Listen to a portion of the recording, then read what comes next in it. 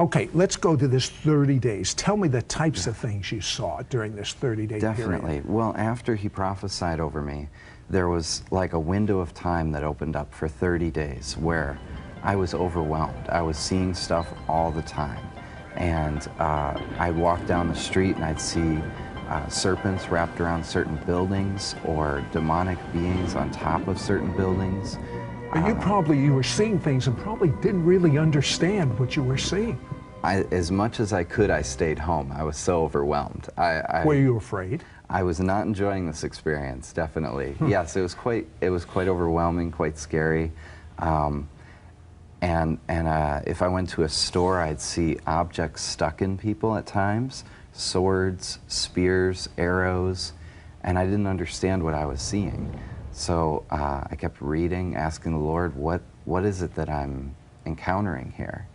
I'd go to services where there was worship going on, and if the worship got cut off, like if the speaker comes up to share, and the worship got cut off at a time when it shouldn't have, I would see angels crying. Really? You know, that happens a lot. I mean, I haven't seen the angels cry, but I know when the things are, you know, it's just we got too much to do. Definitely, definitely. And so... could you tell by just walking down the street if someone was a believer or not? Yes, that was one of the most clear things, is that there would be a radiant light that shined behind a believer. It was like it shined out in all directions. And you could tell who a believer was because they carried the glory of God. And you could tell who a non-believer was because there was like a veil of darkness around them. It says in Corinthians that the God of this age has veiled the eyes of the unbeliever. There's literally a veil that surrounds an unbeliever.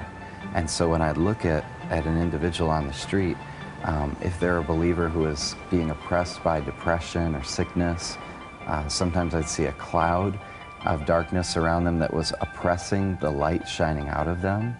And sometimes I'd see body parts hanging in the air, and the Lord would say they need that body part put into them. But then, as quickly as the gift came, it lifted. You must have really been concerned when it lifted. I thought maybe I had done something horrible. I said, Lord, what exactly was that all about? Why 30 days and then it's stopping now?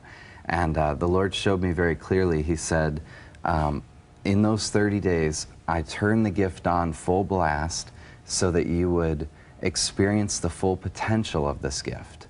And now I'm going to turn the gift off because the Lord wanted to teach me how to stir it up, how to activate it, how to turn it on and turn it off. Because we're not supposed to have it on all the time. Why? Well, it says in Revelation 1 that John was in the Spirit on the Lord's day. That means he wasn't in the Spirit all the time. So there are times that we should move into the Spirit, and then there's times when you and I just have lunch and so I don't have to be afraid of you when we have lunch and say, what is he saying coming out of it? That's right. And people have that perspective sometimes. Which I don't, by the way. I'm just teasing. But I want to find out about people that have these spears, and when you pull them out, how the healing comes.